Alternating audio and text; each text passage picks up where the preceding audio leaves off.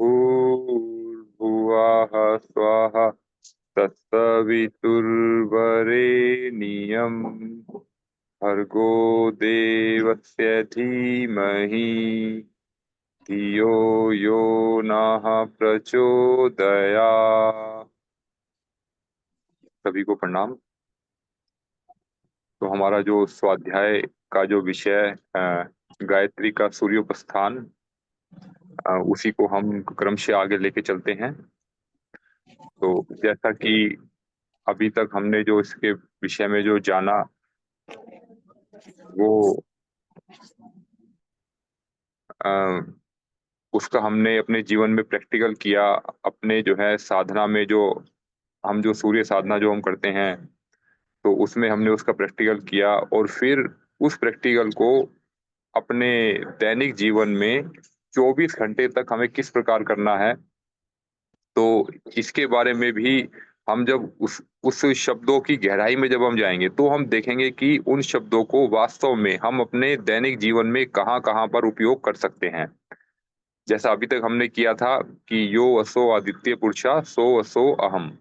तो सूर्यमंडल में जो पुरुष है वही मैं हूँ, यानी कि जो सूर्य की आत्मा है वही हमारी आत्मा है। और फिर ब्रह्म सूर्य ज्योति के समतुल्य है, यानी कि अगर हमें ईश्वर के स्वरूप की कल्पना करनी है, तो उसे हम सूर्य की ज्योति के भीतर हम देखें कि उसकी जो क्योंकि जो निराकार है, जिसका कोई आकार ही नहीं है, तो उसको हम कैसे हम उसके बारे में एक इमेजिनेशन करेंगे, एक कल्पना करेंगे। तो उसके बारे में कहा गया है, यजुर्वेद में यह आया है, यजुर्वेद श्लोक में, कि ब्रह्म सूर्य समम ज्योति। तो जो हमारा जो ब्रह्म का जो स्वरूप है वो सूर्य ज्योति के समतुल्य है, और इसी स्वरूप को फिर हमें सब जगह देखने का प्रयास करना है। अब फिर इसके आगे की चर्चा में अब हम देखते हैं कि आगे आता है श्वेताश्वरो उपनिषद में। श्वेताश्वरो उपनिषद में आता है कि जिस सविता देवता में जो विद्वान जो होते हैं वो अपने मन और बुद्धि को लगाते हैं और यज्ञ आदि शुभ कर्म करते हैं, वह सर्वज्ञाता एक है। तो देखिए इसमें अब गहराई देखिए कि जो वेदों की जो वाणी जो है, जो कि गुरुदेव ने इसको इतने अच्छे तरीके से हमारे सामने रखा, तो इसमें देखिए कि जो हम जो भी कार्य हम कर रहे हैं अपनी मन बुद्धि की सहायता से, तो जो भी हम कर्म करते हैं, तो वो किसके लिए कर रहे हैं, तो वो बताते हैं कि वह सर्वज्ञाता एक है। उस सर्वव्यापक देव की हम स्तुति करते हैं। तो एक तो इसमें शब्द आया है सर्वज्ञाता। तो सर्वज्ञाता को आप देखिए कि हम जो है कितनी विद्याओं के ज्ञाता हैं। जैसे कि हम अपना देखते हैं कि हम हमें एक जो है हमने इंजीनियरिंग की पढ़ाई पढ़ी, तो हम हमें वो विद्या, हमें उसका कुछ अंश हमने उसका पाया। और देखिए जो अन्य लोग जो हैं, जो कोई यहाँ पर डॉक्टर हैं, तो उन्होंने जो है डॉक्टर की जो विद्या जो पढ़ी, उन्होंने जो है उसके बारे में कुछ जाना। और जैसे और लोग हैं तो उन्होंने जो है भोजन बनाने की विद्या उनके पास है, तो इतना अच्छा भोजन जो है आप सभी लोग बना लेते हैं। और अब और देखिए पूरा जो है आप अपने आपकी जो ड्यूटी का जो जो समय जो होता है वो भी 15 से 20 घंटे तक भी होता है, तो भी आप लोग जो है उसमें उतना काम भी आप लोग करते हैं। और इसमें हम देखें कि पूरे जो दिन भर जो है सारा काम करते हुए भी स्वाध्याय के लिए भी समय निकाल लेना, ये भी अपनी एक जो है एक कला है अपनी एक। तो हम देखें कि इस प्रकार जो है जो अनेकों तरह की विद्याएँ जो हैं, जैसे कोई यहाँ पर जो है कोई यहाँ पर जो है सफाई का काम भी कोई करता है, कोई बड़ी-बड़ी कंपनियों में सफाई करते हैं कोई, या कोई जो है बड़े-बड़े टावर लगाते हैं, बड़े-बड़े बिल्डिंग बनाते हैं, बड़े-बड़े पुलों का निर्माण करते हैं। तो ये सारी जो अलग-अलग तरह की विद्याएँ जो कि इस संसार में विद्यमान हैं, इन सभी विद्याओं को मिला दें, तो जाकर के उसको कहा जाएगा कि वो है सर्वज्ञाता। तो वो सर्वज्ञाता कौन है? वो सर्वज्ञाता ईश्वर है। उसकी हम अपनी मन और बुद्धि से उपासना करते हैं, और जो कि जो है सर्वव्यापक है, और जो है उस सर्वदेव, यानी कि जो देवों का देव जो है, जो जितनी भी देवता का मतलब हो गया कि शक्तियाँ हो गया या उसको विषय कहें हम। तो उन जो देवों का देव जो सर्वदेव है, उसकी हम उपासना कर रहे हैं। क्यों उपासना कर रहे हैं? ताकि हम भी उसके गुणों को कुछ अंशों तक अपने भीतर लेकर के आएँ। अगर आज हमारे भीतर जो है अगर आज जो है हम 2 विद्याओं के ज्ञाता हैं, तो हमें गुरुदेव ने कहा है कि हमें अपनी जो है विद्या का स्तर बढ़ाते रहना चाहिए। हम जो है आज जिन चीज़ों को जानते हैं, कुछ हमें नई विद्याएँ भी अपने जीवन में उतारनी चाहिए। तो उनमें से जो है जैसे कि बहुत सी विद्याएँ, जैसे कि जो है योग को सीखने सिखाने की विद्या, और भोजन बनाने की विद्या और जो है ढपली बजाने की विद्या, संगीत गाने की विद्या, तो ये सब विद्याएँ ऐसी हैं कि जो हमें अपने जीवन में जो है और इस प्रकार के जो अन्य भी जो बहुत सी विद्याएँ हैं, जो जिससे भी हम जितनी विद्याएँ अपने जीवन में बढ़ाते जाएँगे, यानी कि ज्ञान का जितना आयाम, जितना स्तर आपका फैलता जाएगा, जितना स्तर ऊँचा होता जाएगा, उतना ही जो है हमें उससे जो सुख और आनंद की प्राप्ति होती जाती है। तो इन्हीं सब विद्याओं के लिए ही हम उसकी जो है साधना आराधना कर रहे हैं। अभी अगर हम आज हम सूर्य का ध्यान भी करते हैं, तो उसके माध्यम से जो उससे जो ज्ञान प्राप्त करते हैं कि जो उसकी किरणें जो है कैसे हमारे भीतर आ रही हैं और कैसे जो है चक्रों का जो स्फुरण कैसे हो रहा है हमारे भीतर और जो है इसके बिना मतलब इसकी अब्सेंस में हमें कैसा महसूस होता था और सूर्य भगवान के साथ में हमें क्या अलग तरह का महसूस हो रहा है हमें। तो इस तरह से हम देखते हैं कि हमारा जो अपने जो स्तर का जो ज्ञान जो है, अपने भीतर का जो ज्ञान है, अपने शरीर के भीतर हमें जो हलचल होती है और उसके माध्यम से जो हमें अनुभूतियाँ जो होती हैं, तो वो हमारे ज्ञान के स्तर को बढ़ाती हैं। तो हमारा ज्ञान का स्तर बढ़ेगा हमारा और हमारा जो है कंसंट्रेशन भी बढ़ेगा, ध्यान भी बढ़ेगा हमारा। एक बार ध्यान बढ़ेगा तो इसका अर्थ केवल यह नहीं है कि हमें सिर्फ़ सूर्य का ध्यान करना है। हमें उस ध्यान को अपने हर फ़ील्ड में लेकर के आना है और वो छोटी-छोटी चीज़ों में हमें ध्यान की आवश्यकता है। क्योंकि हम देखते हैं कि जैसे कि पहले जो है जो लोग जैसे अनअवेयर होते थे, ज़्यादा ध्यान नहीं रखते थे अपना, तो उनकी जो है छोटी-छोटी उनसे गलतियाँ होती थी और उनके चोट लगती रहती है। जो छोटे छोटे बच्चे जैसे होते हैं, छोटे बच्चे को एक बार चोट लग जाए तो उसका जो है फिर ध्यान का स्तर उस विषय के लिए, उस वस्तु के लिए बढ़ जाता है उसका। तो जब ध्यान का स्तर जब हर क्रिया में आपकी आने लगे, तो आप ये समझिए कि आप जो है कभी भी बेहोशी की हालत में नहीं रहेंगे। यानी कि हमसे जो है जो भी कुछ हमसे गलत कुछ कार्य होते हैं, गलत कुछ कर्म होते हैं, तो वो अक्सर जो है बेहोशी की हालत में ही होते हैं। हमें अपने आप पे संतुलन ही नहीं होता। हमें पता ही नहीं कि हम क्या करने जा रहे हैं। हमें नहीं पता कि हम मन की बात मान रहे हैं, अपनी बुद्धि की बात मान रहे हैं या अपनी आत्मा की बात मान रहे हैं। तो अपने जो है अवेयरनेस को बढ़ाना जैसे-जैसे ज्ञान बढ़ता जाएगा तो हमारी अवेयरनेस बढ़ती जाएगी और अपने अवेयरनेस को बढ़ाना ही ये है कि हम जो है प्राणों की साधना कर रहे हैं हम। अभी हम जो है जिस शरीर के अधीन होके कार्य करते हैं या जिस मन के अधीन होके कार्य करते हैं, हमें धीरे-धीरे अपने स्तर को ऊँचा उठाते जाना है। यानी कि जैसे-जैसे हमारे प्राणों का स्तर ऊँचा उठता जाएगा, तो वह ये समझने लगेगा कि हम वास्तव में किसका अनुसरण कर रहे हैं। अपने शरीर के जो स्वाद का अनुसरण कर रहे हैं, इंद्रियों का भोग कर रहे हैं, उसका अनुसरण कर रहे हैं या अपने मन की बात, मन के आनंद के लिए कर रहे हैं, विषय भोग कर रहे हैं हम या अपनी बुद्धि का कर रहे हैं या हम जो है इससे ऊपर अपने अंतःकरण की बात मान रहे हैं या अंतःकरण से भी ऊपर हम अपनी आत्मा की बात मान रहे हैं। तो यह सब जो है जो जब हम जो है प्राण विद्या को अपने जीवन में प्रैक्टिकल करते जाएँगे जितना ज़्यादा, तो उसके हिसाब से हमारी अपने विषय में समझ बढ़ती जाएगी। अब फिर इसमें आगे आता है कि इसी श्वेताश्वरो उपनिषद में आगे आता है कि जैसे कि गायत्री उपनिषद में जो है अनेकों उदाहरण देकर के यह समझाने का प्रयत्न किया गया है कि जो है यह जो है ये दोनों जो हैं, ये परस्पर जो है काया और प्राण की तरह है। जैसे जो है हम अगर एक को काया माने, एक को प्राण माने हम, तो इसी प्रकार जो है हम अपनी जीवात्मा और परमात्मा, हम अगर अपने आप को जीवात्मा मानते हैं, तो सविता देवता को परमात्मा के समकक्ष रखेंगे हम। तो जैसे कि जो है एक काया में, एक शरीर में जब उसकी आत्मा छोड़ देती है या उसका प्राण निकल जाता है उसका, तो उसका जो है कोई औचित्य शेष नहीं रहता, यानी कि उसका कोई महत्व शेष नहीं रहता। तो इसी प्रकार जो है जब हम परमात्मा के अधीन होकर कार्य नहीं करते, तो हमारे क्रियाकलापों का कोई विशेष महत्व नहीं रह जाता। तो वे सब तो जो है जंगली जानवर भी, पशु-पक्षी भी उस तरह के क्रियाकलाप कर लेते हैं। तो परंतु हमें जब ईश्वर ने इतनी शक्तियाँ दी हैं, तो हमें उन शक्तियों का दुरुपयोग कम से कम ना करें और दुरुपयोग तब नहीं होगा जब हमारी अवेयरनेस बढ़ेगी हमारे अपने प्रति जो है जागरूकता बढ़ती जाएगी। तो हमें जो है शक्तियों का जो हम दुरुपयोग करते हैं, जो कि हम इंद्रियों से जो विषय भोगों की तरफ जो है, जो इंद्रियाँ जो हैं, जो पाँचों इंद्रियाँ हमारी जो है शक्ति का क्षरण कर रही हैं। अब ये समझिए कि जहाँ से जो है एक घड़े में से 5-6 को रखें, पाँचों छेकों से जो है जब वो है वह जो भी प्राण है वो लगातार बाहर निकल रहा है। और जब उन सभी छेदों को हम बंद करेंगे तो आप समझिए कि जो और प्राणों का तो जो है अवतरण तो हमारे भीतर जो परमात्मा की जो प्राण ऊर्जा जो है उसका जो महासागर जो है, प्राण तो सर्वत्र व्याप्त है, तो उससे प्राण तो हमें मिल ही रहे हैं हमें। तो जब जो है उनका जब प्राणों का जब बाहर जो निकल रहे हैं जो इंद्रियों के माध्यम से उनको हम क्षरण उनका रोकेंगे उनका, तो आप समझ सकते हैं कि उसमें हमारे भीतर जो प्राण शक्ति की कितनी अभिवृद्धि होगी। अब उस बढ़ी हुई शक्ति को अब उसको फिर हमें दिशा देनी है, तो वो दिशा जो है ज्ञान के माध्यम से दी जाएगी। तो जैसे जैसे हमारा जो है ज्ञान का स्तर बढ़ता जाएगा, तो हमारे पास इतनी शक्तियों को धारण करने की और उनका सदुपयोग करने की क्षमता बढ़ती जाएगी। तो सदुपयोग ही वास्तव में मनुष्य जीवन का जो है मुख्य उद्देश्य है। तो जिससे हम कहते हैं कि हम सेवा भाव में हमेशा लगाएंगे। तो सेवा भाव में तब लगा पाएंगे जब हमारे पास इतना ज्ञान होगा और इतनी अधिक प्राण शक्ति भी होगी। यानी कि जो मूलाधार और सहस्त्रार दोनों हमारे जो है एक्टिवली हमारे काम करेंगे, तो उसका जो उपयोग जो है हम जो है सेवा भाव में तभी कर पाएंगे हम। यानी कि जो एक तरफ हम देखें कि ब्रह्मा और एक तरफ महेश, तो उन दोनों की शक्ति को मिलाते हैं, तो हम जो है विष्णु जैसे आनंद को प्राप्त करते हुए क्षीर सागर में विश्राम करते हुए अपने आप को महसूस करेंगे। तो वो जो आनंद की जो प्राप्ति जो है वो जो है प्राण और जो हमारी जो ज्ञान है, दोनों के समन्वय से ही संभव है उस आनंद की प्राप्ति। तो फिर देखिए इसमें आगे आता है कि गायत्री का जो भर्ग है, जो तेज है, उसकी उपासना करने से साधक तेजस्वी बनता है और जो तेजवान है वही बलवान है। तो अब हम जो सूर्य का ध्यान जो हम कर रहे हैं, तो सूर्य के ध्यान से सिर्फ उसकी जो है गर्मी ही हम अनुभूति ना करें। हम यही ना समझें कि इससे हमारे शरीर को विटामिन डी मिलता है, फिर हमारे शरीर में कैल्शियम का निर्माण हो रहा है और हमारी हड्डियां मजबूत हो रही हैं, तो वो तो सिर्फ स्थूल पक्ष हो गया। तो स्थूल पक्ष का लाभ तो आपको वैसे भी मिलेगा ही मिलेगा आपको।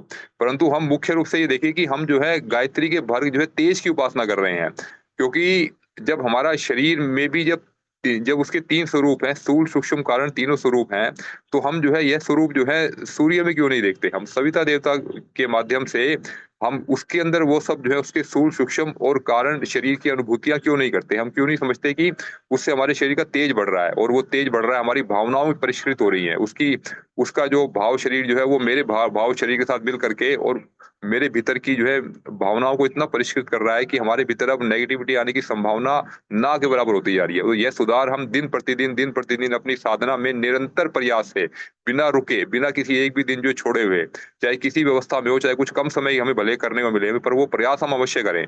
तो आपकी जो है एक आत्मशक्ति इतनी बढ़ी हुई होगी कि आपको यकीन नहीं होगा कि ये सब चीज़ें हमें कैसे हो रही हैं। तो वो जो है साधना की निरंतरता में आने के बाद ही वह संभव हो पाता है। जब हम जो है अपनी जो अविराम जब हम अपनी साधना करते हैं और जो है उसमें एक डिसिप्लिन मेंटेन करते हैं, तो हमें उसका लाभ जो है निश्चय ही अन्य की अपेक्षा अधिक मिलता है। तो अब जैसे भी बताया गया है कि जो तेजवान है वस्तुतः वही बलवान है और मोटी काया बना लेने भर से कोई तेज रहित मोटी काया जिसने बना ली है या किसने अपने शरीर को विशेष रूप से सुंदर बना लिया, आकर्षक बना लिया, तो उसका कोई लाभ नहीं। और उसके अंदर अगर वो तेज नहीं है, तो उसके अगर जो कोई अगर तेज रहित दुर्बल मनस्थिति का व्यक्ति बलवान नहीं कहला सकता। यानी कि आपका शरीर चाहे कैसा भी हो, दिखने में चाहे कैसा भी आप दिखें, परंतु अगर आपके भीतर तेज है, तो उसका महत्व कहीं अधिक है उससे। तो अपने अपने शरीर में जितना हमने जो है अपना जो समय जो लगाया हमने, अपने शरीर को जो है जिम जा करके मजबूत करने में लगाया, अपने आप को बलवान बनाने में लगाया और अपने शरीर को जो है आकर्षक दिखने में लगाया, उससे कहीं अधिक समय अगर हमने जो है अपने साधना को, अपने तेज को बढ़ाने में लगाया होता, अपनी भावनाओं को परिष्कृत करने में लगाया होता, तो आपके जीवन में जो है आनंद की सीमा की पराकाष्ठा होती। तो उसमें जो आनंद और जो शांति की जो अनुभूति होती है, वो कहीं अधिक होती इसकी अपेक्षा। तो यही जो है यहाँ पे कहने का अभ्यास यही किया गया है कि गायत्री का जो भर्ग है, उससे तेज की उपासना करने वाले जो साधक हैं, तो यहाँ पर विशेष महत्व जो है गायत्री के तेज को दिया गया है। यहाँ पर जो है गायत्री के तेज का अर्थ जो है सूक्ष्म शरीर और कारण शरीर से हम समझ सकते हैं कि हमें हमें अपने सूक्ष्म शरीर और कारण शरीर को विशेष रूप से तेजस्वी बनाए, और यही जो है हमारी जो है गायत्री साधना, सावित्री साधना का मुख्य उद्देश्य है। अब देखिए, अब जो है जैसे आगे आता है कि जैसे कि जिसमें तेज है वही बलवान है और स्थूल काया के पुष्ट होने से भला क्या प्रयोजन सकता है। फिर गायत्री साधना जो है वस्तुतः तेजस्विता की, प्राण शक्ति की, ब्रह्म बल की उपासना है। तो वास्तव में अपना तेज को बढ़ाने की, अपनी प्राण शक्ति को बढ़ाने की और ब्रह्म बल को बढ़ाने की उपासना जब कही जा रही है यहाँ पर, तो यह सब जो है सूक्ष्म और कारण शरीर के ही गुण है। तो ये जब गुण हम बढ़ाएँगे, तो हमारे जो है हमें स्थूल शरीर के बारे में विशेष सोचने की आवश्यकता नहीं है। जैसा भी शरीर ईश्वर ने हमें दिया है वह सर्वश्रेष्ठ है और उसी से ही हम अपने ईश्वर का कार्य करें। अपने सूक्ष्म शरीर और कारण शक्तियों को बढ़ा करके हम अपने कार्य में विराटता लाते जाएँगे। आज हमें अगर यह अनुभूति होती है कि जो है हम ईश्वर का कार्य कम कर पा रहे हैं, तो हम कहीं न कहीं से हम ये भी सोच रहे हैं कि जो स्थूल रूप से जो हम उसमें कमी ला पा रहे हैं। परंतु जब हम इसकी जो विराटता देखते हैं, ईश्वर के कार्य करने की विराटता की सीमा क्या है? तो सबसे अच्छा उदाहरण जो हमारे सामने गुरुदेव का मिलता है। तो गुरुदेव ने अपने सूक्ष्म शरीर और कारण शरीर को इतना परिष्कृत किया क्योंकि हम देखें कि अगर हम सिर्फ अपने स्थूल शरीर से सेवा करें, कितने लोगों की सेवा हम कर सकते हैं। हम कितने बच्चों को पढ़ा सकते हैं, स्कूल में, कॉलेज में कितने लोगों को पढ़ा सकते हैं। परंतु गुरुदेव ने जो पढ़ाया, इतने करोड़ों जो उनके जो शिष्य जो आज हैं, तो उनका पढ़ाने का तरीका क्या रहा होगा? तो उन्होंने जो है निश्चित रूप से जो है, जो गलती हम कर रहे हैं, हम ये समझते हैं कि सेवा का जो जो माध्यम जो है, जो हम अपने शरीर के माध्यम से मान रहे हैं, तो उसके बारे में हमें विचार करने की आवश्यकता है। अगर हम अपने जो है अगर हम सेवा अधिक से अधिक करना चाहते हैं, तो निश्चित रूप से आप ये मानिए कि हमें अपनी सूक्ष्म शरीर और कारण शक्तियों को बढ़ाना पड़ेगा, और उसी के माध्यम से हम एक विराट रूप में सेवा कर पाएँगे, और अपना जो है और हम और उस अवस्था में आकर के फिर हमें लगेगा कि आनंद की प्राप्ति हमें अधिक हो रही है। अभी आप देखते हैं कि किसी एक व्यक्ति के साथ जो है, जो जैसे जो भी साधक है उनका अच्छा करते हैं, किसी को कुछ गरीब को भोजन खिलाया अपने हाथ से बना करके, या किसी को कुछ ज़रूरतमंद को किसी भी तरह की हमने सहायता कर दी हमने उसकी, तो उसके बाद जो है एक आत्मा को कितनी शांति मिलती है। तो अब देखिए कि अब उस आनंद की पराकाष्ठा देखिए कि जो हज़ारों लोगों को, करोड़ों लोगों को जो है इस तरह का जो जो हेल्प कर रहा है, मदद कर रहा है वो। तो उस व्यक्ति की, यानी कि उसके जो है उसके, हम स्थूल शरीर को ना कह करके उसके कारण शरीर की, या उसकी ओवरऑल जो एक हम उसको मानेंगे एक आत्मा की, उस आत्मा की आनंद की क्या अवस्था होगी, जो कि इतना बड़ा कार्य जो कर रहा है, जो कि करोड़ों लोगों को एक साथ जो है आनंद दे रहा है, उनके अपने साहित्य के माध्यम से, अपने ज्ञान के माध्यम से उनको दे रहा है। तो हमें निश्चित रूप से उस दिशा में हमें सोचना है कि उस दिशा में हम भी कैसे बढ़े। अगर हम गुरुदेव के शिष्य हैं, तो अवश्य ही हमें उनके उन गुणों को अपने भीतर लेकर के आना है, जिसके कारण से जो है वो हमारे गुरु बने। और जो है हमें अगर वो अवस्था पानी है, तो निश्चित रूप से जो है हमें उनके जैसे कि जिस-जिस पथ पर वो चले हैं, उन उन पथ का जो है अनुसरण हमें करना है। उनका अनुसरण कब होगा? जब हम उस विषय पे प्रैक्टिकल करेंगे। जो स्वाध्याय हम कर रहे हैं, उसका प्रैक्टिकल हम अपने 24 घंटे करें। तो हम कहेंगे कि, तो हमें ये अनुभूति नहीं लगेगी, हमें ये महसूस नहीं होगा कि हम तो दिन भर घर का कार्य कर रहे हैं। घर का कार्य करते हुए भी आपका जो साधना का जो स्तर जो है, जो बढ़ता जाएगा आपका, वो अन्यों की अपेक्षा कहीं अधिक तेज़ी से बढ़ेगा आपका। तो आप महसूस करेंगे कि आप ये समझिए कि ईश्वर ने जैसा भी स्वरूप आपको दिया है, जो भी कार्य आपको दिया है, तो वह भी ईश्वर का दिया हुआ कार्य है। और आप जैसे भोजन बनाते हैं, तो भोजन बनाते समय हम हमें अगर ये ध्यान रहे कि हम अपने पति देव के लिए भोजन बना रहे हैं, हम अपने बच्चों के लिए भोजन बना रहे हैं, हम अपने मेहमानों के लिए भोजन बना रहे हैं, और वो ईश्वर के ही तो विभिन्न रूप हैं। हम ईश्वर की सेवा कर रहे हैं, ईश्वर का कार्य ही तो हम लोग कर रहे हैं। तो उनके स्वरूप में जब हम उनको देखने लगेंगे, तो हमें फिर भोजन बनाते समय ये ध्यान नहीं आएगा कि हम तो जो कुछ और काम कर रहे हैं, हम ईश्वर का कार्य नहीं कर रहे हैं। तो वो भी ईश्वर का कार्य है। फिर जो बड़े स्तर का जो कार्य आपको करना है, जो समाज में जाकर के करना है, तो आप देखेंगे कि वो सबको करने से जो है आपके घरवाले भी इतने ओपन हो जाएँगे, और उनका जो है हृदय का परिवर्तन इतना अधिक होगा कि वो भी आपको कहेंगे कि चलिए आप बाहर भी जाके सेवा दिया, आपने हमें इतना लाभ दिया है, तो आप बाहर भी जाइए, थोड़ा आप अपने ज्ञान का लाभ बाहर के लोगों को भी दीजिए। तो इस तरह हम देखें कि अभी हमने अपनी गाँठें बनाई हुई हैं, तो उन गाँठों को खोलने के लिए जो है हम खुद ही खोलेंगे इस गाँठों को अपने, और इसी प्रकार खोलने का ये सबसे अच्छा तरीका है कि गुरुदेव के ज्ञान का प्रैक्टिकल करते हैं। अब शुरुआत हम करते हैं घर से ही अपने। तो यह जो है ये हमें जो है गुरुदेव के ये विचार सबसे अच्छे लगे, जो बाबूजी ने भी हमें जो है कई बार हमें बताया कि आप जो है चौबीसों घंटे साधना करने का अभ्यास क्यों नहीं करते? और अपना अगर नहीं हो पा रही, तो आप हमसे पूछिए और अपने साधना का स्वरूप बदल दीजिए, उसका पैटर्न बदल दीजिए उसका। तो आपके मन में ये ग्लानि नहीं होगी कि हम जो है हम जितना हमने पाया, हम उस हिसाब से हम दे नहीं पा रहे हैं, हम सेवा नहीं कर पा रहे हैं हम। तो अब जैसे कि फिर इसमें आगे आता है कि अ आगे फिर आता है गोपथ ब्राह्मण में। गोपथ ब्राह्मण में आता है कि जो गायत्री के गहन तत्वों को जानता है, वह पुण्य, कीर्ति, लक्ष्मी आदि को प्राप्त करता हुआ परम श्रेय को प्राप्त करता है। तो देखिए यहाँ पर एक लाइन आई है, इस लाइन की गहराई आप देखिए कि गायत्री के गहन तत्वों को जानता है। गायत्री के गहन तत्व क्या हैं? तो गायत्री क्या है? तो गायत्री व इदम सर्वम, जब सब जगह गायत्री ही है यहाँ पर, और गायत्री क्या है? प्राण का स्वरूप है। तो उसके अंदर जो गहन तत्व, यानी कि हम जिस भी चीज़ में हम जो भी कार्य हम कर रहे हैं, और उसके बारे में अपनी जो है ज्ञान बढ़ा रहे हैं, और उसके विषय में जो है हम हम अपनी जो है क्वालिटी अपनी बढ़ा रहे हैं, जो ज्ञान का जो स्तर है वो बढ़ा रहे हैं अपना हम।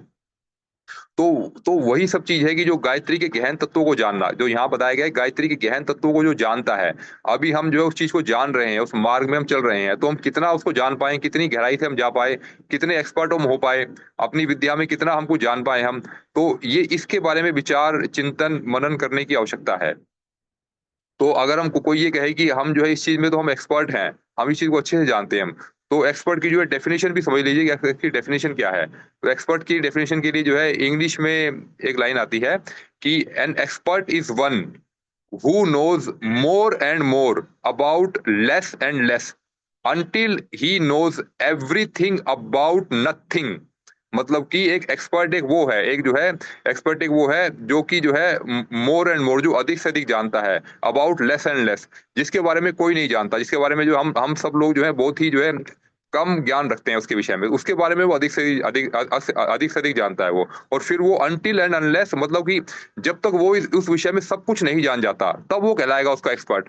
जैसे कि हम आज के समय में हम आत्मा को एक और जो एक सामान्य व्यक्ति जो है उसके लिए जो है आत्मा का ज्ञान क्या होगा? उसके लिए आत्मा का ज्ञान होगा कि वो उसके विषय में बहुत कम जानता है। आत्मा अजर है, अमर है, सर्व शक्तियों से युक्त है, कहीं जो पढ़ा लिखा जितना होगा उतना उतना जानता है वो। गायत्री की उसकी जो है आत्मा की शक्तियां कितनी हैं, उन शक्तियों की कितनी अनुभूति हमने कर पाए, और उस जो है हम आत्मज्ञान का अपने परिष्कार के लिए और अन्यों के परिष्कार के लिए कैसे उपयोग उसका कर रहा है, तो उसके बारे में जो है उसका ज्ञान जो है बहुत कम है। तो हम ये कहेंगे कि जो है अभी हम जो है उस मार्ग में है कि अभी हम उस विषय में जो है बहुत ही कम जानते हैं, तो उस मार्ग में हम आगे बढ़ रहे हैं। जब हम उसके बारे में सब कुछ जान लेंगे तो हम कहलाएंगे उस विद्या के एक्सपर्ट। तो इसके लिए जो है जैसे कि एक जो स्तर जो रखा है वो रखा है आत्मज्ञान। जैसे जो गुरुदेव कहते हैं, बाबूजी कहते हैं कि हमें एक स्तर को किसी भी तरह से अचीव करना ही करना है, वो है आत्मज्ञान। किसी भी कीमत पर, किसी भी अवस्था में, हम चाहे जो भी करें या ना करें, कुछ भी करें या ना करें, परंतु हमें आत्मज्ञान को हर अवस्था में पाना ही पाना है। तो हम कहेंगे कि हम जो है अपने जो है हमने जो मुख्य जो हमने जीवन में लक्ष्य जो था वो हमने पाया।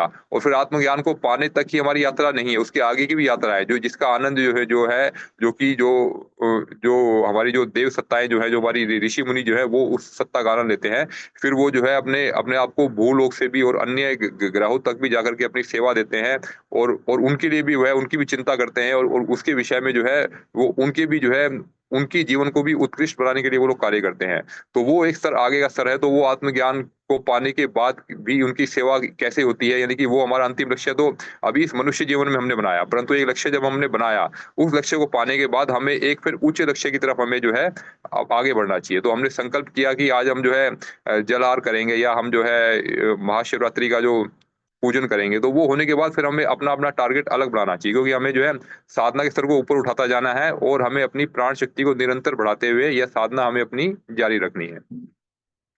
तो अब इसके बाद जो है, अब जैसे कि समय तो हो गया लगभग जी, तो अब देखिए बस अंत में ये आता है कि जैसे चारों वेदों में जो भी कुछ है वह सभी जो है इस सविता शक्ति का ही विवेचन मात्र है।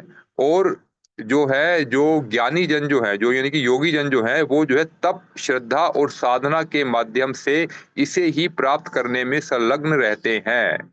तो आप देखिए कि वेदों में जो उत्कृष्ट जो ज्ञान जो है, जिसके बारे में जो है हम सभी चर्चा करते हैं, तो उस ज्ञान को पाने के लिए योगी जन इतने लालायित रहते हैं, और वे जो है अपनी तप, श्रद्धा और साधना के माध्यम से, जो कि हमारी भी जो गायत्री की पंचकोशीय साधना के माध्यम से हम ये सब जो कार्य कर रहे हैं, इसमें लग्न है, तो वास्तव में हम उसी सविता देवता को, उसकी शक्तियों को, उसके विभिन्न रूपों को, उसकी प्राण शक्ति को पाने के लिए हम सभी भी प्रयास कर रहे हैं। तो अ, यही जो है इसका मुख्य सार है आज का।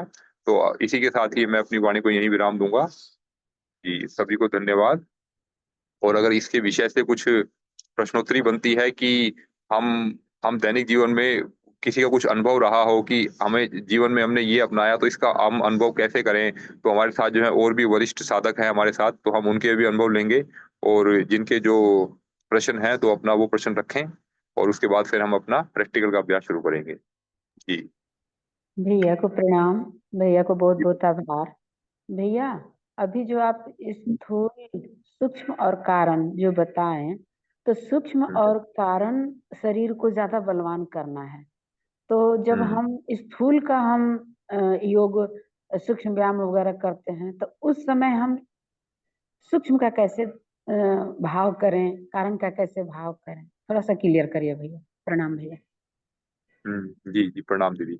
जी दीदी, तो जैसे देखिए, जैसे ना इसके विषय में जो है हमने जाना है कि जब हम जो है अब हमारे पास समय भी कम होता है, तो हम जो है एक साथ ही तीनों शरीरों को लेके चल रहा है हमें। हमें क्योंकि स्थूल शरीर को इग्नोर नहीं करना। हाँ, ठीक है, हम सब लोग जो है साधक स्तर के हैं, तो हमने जो है हम सभी ने जो है साधना करके अपने स्थूल शरीर को जो है इतना अधिक बलवान और सक्षम बना लिया है कि अब कम से कम हमारी इम्यूनिटी अच्छी हो गई है और हमें जो है सामान्य लोगों की तरह हमें रोग नहीं पकड़ते हमें। तो अब हमें जो है जो विशेष रूप से जो सूक्ष्म शरीर जो है, सूक्ष्म शरीर हो गया हमारी जो मन की साधना है हमारी, तो मनोमय कोश की साधना, मनोमय कोश की साधनाएँ जितनी भी हैं आपकी, ये सारी जो है हमारे जो सूक्ष्म शरीर को जो है बलवान बनाने में हमारी मदद करती हैं। और कारण शरीर के लिए जो है फिर हमारी जो है वो हमारी विज्ञानमय कोश और आनंदमय कोश की साधनाएँ जो हैं। तो जो पंचकोश साधना ही वास्तव में जो है वो वही उसके अंदर सब कुछ आ गया, उसके अंदर आपका स्थूल, सूक्ष्म और कारण शरीर तीनों आ गए। तो अभी हम देखें कि हम अपने समय के अनुरूप जो है हम कितना समय किसमें देते हैं और हमारा स्तर क्या है। हमें अपने स्तर को ध्यान में रखते हुए अपने स्तर को ऊपर उठाने के लिए हमें पहले अन्नमय कोश की अधिक आवश्यकता है या पहले मनोमय की अधिक आवश्यकता है या विज्ञान में आनंदमय की अधिक आवश्यकता है। तो उसका निर्णय हमें देखना है और वह हमें इसका अवलोकन हमें इस तरह से मिलेगा हमें कि हम जब अपने दैनिक जो क्रियाकलाप जो हम करते हैं, तो जो दैनिक क्रियाकलाप में हम कहाँ भूल कर जाते हैं, कहाँ हमसे गलती होती है, कहाँ हमें क्रोध आ जाता है, कहाँ हमारा मन विचलित हो जाता है और कहाँ हम जो है हर अवस्था में आनंद को नहीं खोज पाते हैं। तो इन सब विषयों पर मनन चिंतन जब हम करेंगे तो आपको ये पता लगेगा कि आपको जो है किस साधना में कितना समय देना है और अपने साधना को जो है एक ऊँची दिशा में हम किस प्रकार हमें लेकर के जाना है हमें। जी दीदी, प्रणाम। जी, धन्यवाद भैया। आत्म-समीक्षा की ज़रूरत है, चिंतन मनन की ज़रूरत। प्रणाम भैया। जी, जी। इसी से हमें हम पूरा दिन भर अब हमारा जो योग में जब जाने वाला है, जब हमें समझना है कि 24 घंटे में योग करना है हमें, तो चौबीसों घंटे जो है अब हमें जो है इस केवल केवल सिर्फ अन्नमय कोश की नहीं करेंगे अब हम। तो बाकी का और समय जो है आपके पास वो आपके पास जो है वो आपका जो है सूक्ष्म शरीर और कारण शरीर की साधना के लिए है। क्योंकि आपका मन आपका हमेशा आपके साथ रहेगा, आपके विचार कुछ ना कुछ चलते रहेंगे। जो कार्य भी आप करेंगे, तो कार्य में भी जो है किस विचार से हम कर रहे हैं, किस भावनाओं के साथ हम कर रहे हैं। तो वहाँ पर जो है सूक्ष्म और कारण शरीर का जो व्यायाम है और उसका सुधार जो है वो उस अवस्था में अपने भीतर की कमियों को देख कर के होगा। आज हमने अपने भीतर की कमियाँ देखी और अपने शरीर के सभी रोग समाप्त कर दिए। जो हमारा जो अन्नमय कोश से संबंधित जो था, तो वो हमने जो है आप सभी ने जो है योग करके, आसन करके, प्राणायाम करके वो सब आपने समाप्त कर दिए। अब हमारा जो बाकी का जो समय जो है चलिए अब जो बाकी का समय अब हम अपने सूक्ष्म शरीर और कारण शरीर पे लगाते हैं और हमारे पास तो फिर चौबीसों घंटे ही हैं और आप लोगों के पास तो घर में पूरा है या हमारे पास भी जब ऑफ़िस में जो समय है, तो हम उस समय रहते हुए हम क्या विचार कर रहे हैं, क्या भावनाएँ के साथ में हम कर रहे हैं, तो वो काम हमारा जो है साधना के तौर पर अपने सूक्ष्म शरीर और कारण शरीर को परिष्कृत करने में लगेगा। जी, दीदी। जी, धन्यवाद भैया। बहुत-बहुत धन्यवाद। आभार। धन्यवाद दीदी। तो चलिए अगर और कोई प्रश्न अभी नहीं है, तो हम इसका अब अभ्यास शुरू कर सकते हैं अपना। तो हम अपना अभ्यास जो है हमने देखिए अभी जो जो हमने अभ्यास किया था, अब हम थोड़ा-सा उसका पैटर्न कल से हमने चेंज किया है। तो अब हम जो है सूर्य का ध्यान, सविता देवता का ध्यान, शक्ति चालनी क्रिया के साथ में करेंगे अब हम। तो हम अभ्यास शुरू करते हैं। सभी को प्रणाम।